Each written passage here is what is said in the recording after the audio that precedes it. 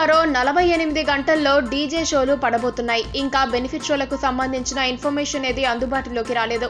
ఒకవేళ డీజే కనుక early morning benefit show వేయకపోతే ఇకపై కూడా ఇవి ఉండకపోవచ్చని చెప్పొచ్చు. కాటమరాయుడు బాహుబలి 2 నుంచే నిబంధనలు కాస్త కఠినం చేసిన రెండు రాష్ట్రాలు ఇకపై కూడా అలాగే కంటిన్యూ చేయాలని కూడా అనుకుంటోంది. పైగా ఈ షోల వల్ల వేలకాని వేళల్లో పోలీస్ డిపార్ట్మెంట్ మీద ఒత్తిడి కూడా పెరిగిందని విన్నవిస్తున్నారు.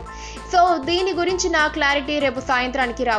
రెగ్యులర్ షోస్ కి బుకింగ్ మాత్రం మొన్నటి నుంచే హైదరాబాద్ సిటీకి ఆన్లైన్ లో ఆదివారం దాకా మొత్తం బుక్ అయిపోయింది.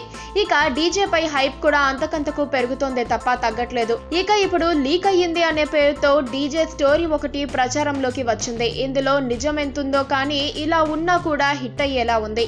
డీజే అనగా దువ్వాడ జగన్నాథం అగ్రహారంలో అందరికీ తలలో నాలుకలా మెలిగే వంటవాడు.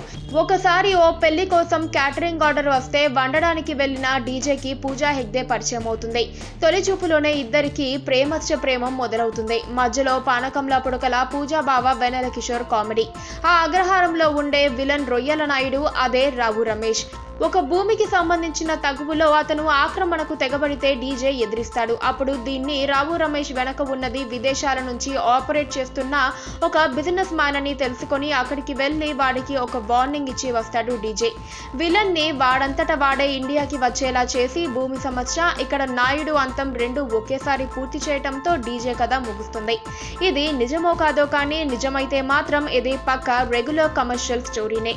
కాకపోతే డీజే దర్శకుడు హరీష్ శంకర్ తన మ్యాజిక్ తోనే మాయ చేస్తూ ఉంటాడని చెప్పొచ్చు. మొత్తానికి దువ్వాడ బాక్స్ ఆఫీస్ ను దున్నేస్తాడో లేదో శుక్రవారం 11 గంటల కల్లా తేలిపోద్ది. పక్కనే ఒక గంట సింబల్ కనిపిస్తుంది కదా, దాన్ని నొక్కారనుకోండి మేం చేసే వీడియో అప్డేట్స్, నోటిఫికేషన్స్ అన్నిటితో మీ డివైస్ లో